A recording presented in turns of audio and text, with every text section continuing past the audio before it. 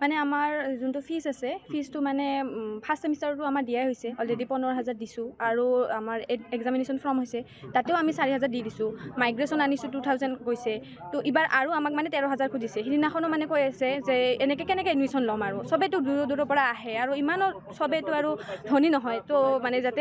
সদায় মানে চবেই মানে পঢ়িব পাৰে আৰু সেইটোৰ কাৰণে মানে অলপ কম হ'লে ভাল হয় আৰু পইচাটো আৰু মানে ফাৰ্ষ্ট ছেমত অলৰেডি মানে ষ্টুডেণ্ট বাদ গৈছে বহুতকেইটা ষ্টুডেণ্ট মানে পঢ়িব নোৱাৰিলে এৰিব লগা হৈছে তো এইবাৰ যাতে আৰু এডমিশ্যন ল'ব পাৰে সেইকাৰণে মানে আজি আমি বঙাইগাঁও বিশ্ববিদ্যালয়ৰ সমূহ ছাত্ৰ ছাত্ৰীয়ে এটি সমস্যাৰ সন্মুখীন হৈছোঁ আৰু এই সমস্যাটোৱে হ'ল বঙাইগাঁও বিশ্ববিদ্যালয়ত MA পাঠ্যক্ৰমৰ যিটো কি নাম কয় পাৰ ছেমিষ্টাৰৰ ফিজ আছে সেইটো 15,000 কৰি দিয়া হৈছে আৰু 15,000 পাৰ ছেমিষ্টাৰ ফিজ দিয়া হ'লে আমি প্ৰত্যেকটো ছাত্ৰ ছাত্ৰীয়ে আমি 4টা ছেমিষ্টাৰ যিহেতু MAত আছে আমি 60,000 টকা খৰচ কৰিবলগীয়া হৈ আছে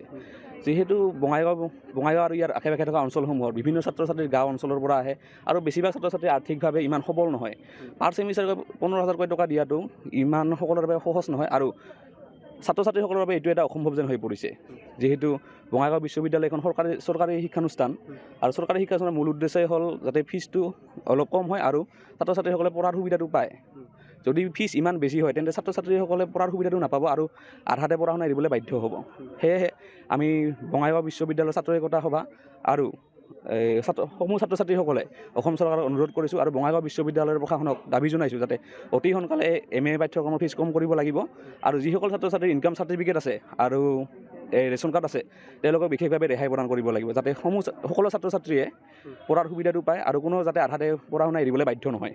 উপাচাৰ্যৰ লগত আমি আলোচনাত বহিছোঁ কিন্তু উপাচাৰ্যই আমাক বিশেষ একো ৰেছপন্স নিদিলে যিহেতু 1,000 টকা কমাইছে কিন্তু এইখিনি কমালে ছাত্ৰ ছাত্ৰীৰ বাবে চাফিচিয়েণ্ট নহয় তাৰ কাৰণে আমি এই প্ৰতিবাদটো কৰিবলৈ আজি ওলাই আহিব লগা হৈছে আমাৰ সুবিধাটো যিহেতু পাৰ ছেমিষ্টাৰকৈ লৈ আছে 7,000 পৰা 8,000 হ'লে আমাৰ সুবিধা এটা হয় ছাত্ৰ ছাত্ৰীসকলৰে এইটোৱে দাবী যে 7,000 পৰা 8,000 হ'ব লাগে যিহেতু নতুনকৈ গঢ় লৈ উঠা এখন ইউনিভাৰ্চিটি পৰ্যাপ্ত পৰিমাণৰ সকলো সুবিধা নাই কিন্তু তথাপিও তাৰ কাৰণে আমি কি নাম কয় ছাত্ৰ একতা সভা আৰু ছাত্ৰ ছাত্ৰীসকলে দাবী জনাইছোঁ যাতে ফিজটো কম হয় আৰু অত্যাৱশ্যকীয় বস্তুখিনি যাতে কিনে নোহোৱা হয় আৰু আমি পঢ়া শুনাটো যাতে ভালদৰে চলাই যাব পাৰোঁ